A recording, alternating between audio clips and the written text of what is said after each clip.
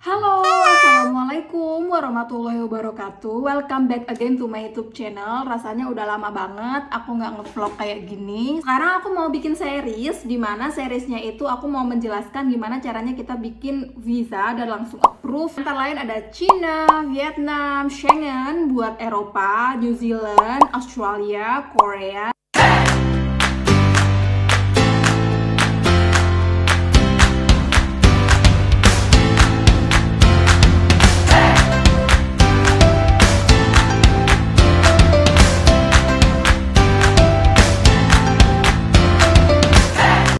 Gimana? Dua pembayaran itu kita bayar visa sama kita bayar stempel. Jadi beda sama negara lain nih. Kalau negara lain itu kita udah bayar visa, udah itu. Di episode kali ini aku mau jelasin tentang visa Vietnam. Ada yang banyak pertanyaan, lah kok bisa Vietnam apply visa, bukannya Indonesia itu free ya buat visa ke Vietnam? Oke, memang kalau untuk turis dan juga untuk travel dan kita waktunya singkat, kita memang gratis guys, dan kita cuman bisa apply di sana aja. Tapi gimana caranya kita bekerja, dipekerjakan dan kita earning money gitu ya, dapat gaji di Vietnam, kita harus apply visa dulu. Nah, di video kali ini aku bakal jelasin gimana sih step by stepnya, linknya, kemudian travel agent yang aku pakai dan juga berapa harganya serta details lain. Tuh simak terus video ini sampai akhir. First of all, kita harus dapat surat rekomendasi atau surat invitation, sama kayak negara lain. Cuman kalau Vietnam ini nanti itu spirit, nanti aku jelasin di belakang. Ada surat itu dulu yang menjelaskan kita mau kerja kah, mau jadi volunteer kah, atau kita mau bisnis di Vietnam. Nanti itu disebutin di surat itu gitu. Caranya ya kita minta ke HR atau misalnya ada PIC-nya, kalian minta aja buat keperluan visa, mereka ngerti kok. Terus kalian harus menentukan tuh mau multiple atau single, karena harganya beda guys. Ini berdasarkan pengalaman aku aja ya. Kalau misalnya single, dia harganya lebih murah, sekitar 25 USD.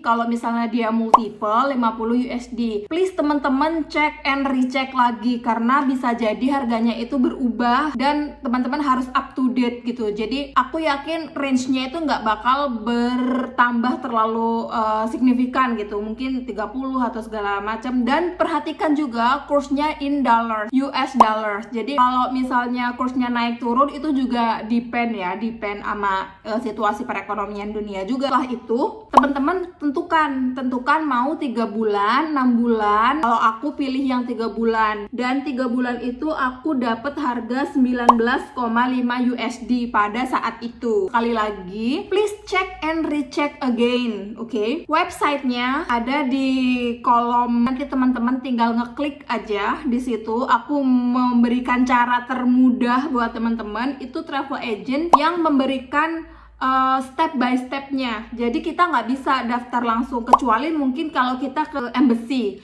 Bisa jadi kita ke embassy, tapi kalau ke embassy aku rasa dia untuk yang officials aja. Kalau misalnya buat travel atau short term tapi pakai VOA, jadi kita bisa pakai tour agent aja. Apalagi kita yang ada di luar kota kan, nggak ada di Jakarta, karena kantornya Vietnam cuman ada di Jakarta. Jadi pakai tour agent ini adalah win-win solutions, karena kita komunikasinya dari email aja, nggak perlu in person, face to face, wawancara, nggak perlu. Dan kita juga bayarnya juga pakai PayPal, kita pakai Mastercard, segala macam, semuanya sudah easy gitu. Jadi aku saranin aja teman-teman buat kunjungin yang ada di deskripsi aku. Mereka itu menerima payment dari berbagai dunia, karena mereka udah canggih juga kan. Dari situ prosesnya udah selesai nih. Kita harus mengisi formulir. Formulirnya namanya NA1. Jangan isi yang lain. NA1 guys. NA1 tuh kayak gimana sih, Ting? NA1 tuh kayak gini. Nanti aku bakal screenshot. Seperti visa-visa yang lain, jangan lupa kita cantumin foto. Foto ya biasalah, full name of birth, kemudian permanent residentialsnya itu di mana, kemudian kalau di Vietnam itu nanti tinggalnya di mana, kerjaan kita itu apa. Oh ya, di Vietnam visa aku nggak dimintain berapa saldo aku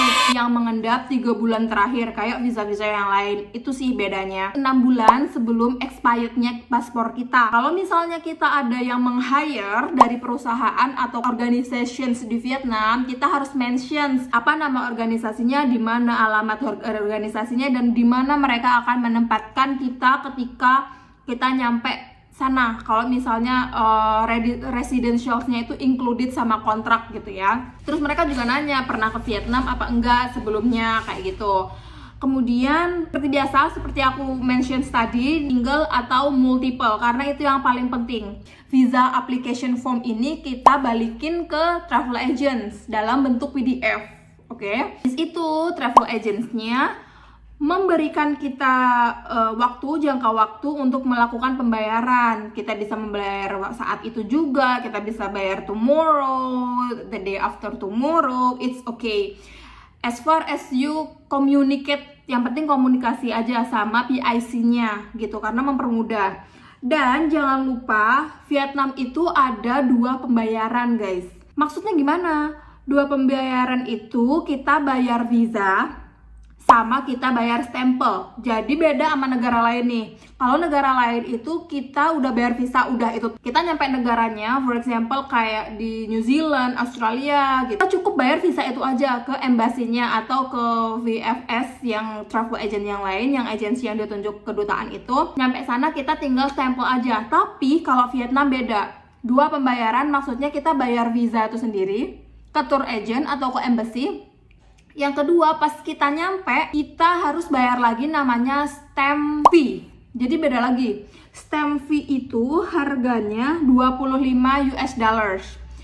Jangan khawatir, di Vietnam juga mereka menerima rupiah, pound sterling, USD, dan mereka punya part-part tertentu. Kalau ini USD, kalau ini IDR, kalau ini ngantrinya itu beda. Jadi nanti usahakan kalian membawa uang pas, karena mereka nggak akan ngasih kalian kembalian. Berapa lama proses visa ini? Normal seperti biasanya sekitar up to 7 days normalnya yang reguler. Kalau misalnya teman-teman mau dicepetin, kalau sehari atau 2 hari mau jadi bisa, tapi ada extra fee, kayak extra fee $5, $10, $15, 20 sampai $100.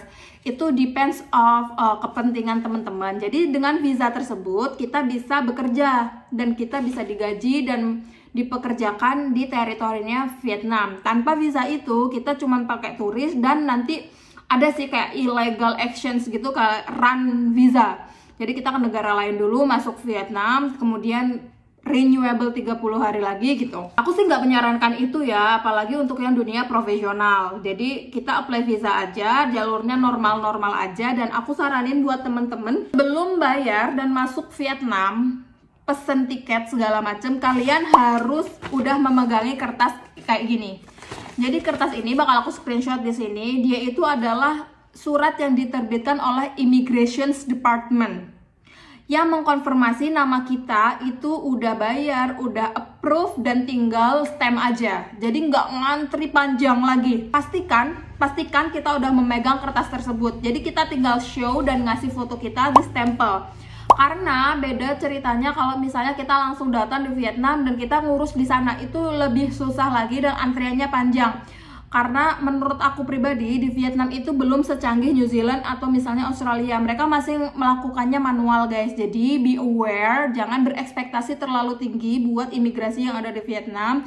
Dan kita juga harus aware juga sama diri kita, jangan ada yang terburu-buru kayak nekat kayak gitu. Aku nggak saranin sih. Aku nggak pernah saranin untuk subscribers aku melakukan hal-hal ilegal yang in rush atau melakukan sesuatu yang nggak sesuai aturan gitu. Jadi mungkin itu aja dari aku guys untuk Visa Vietnam episode 1 ini.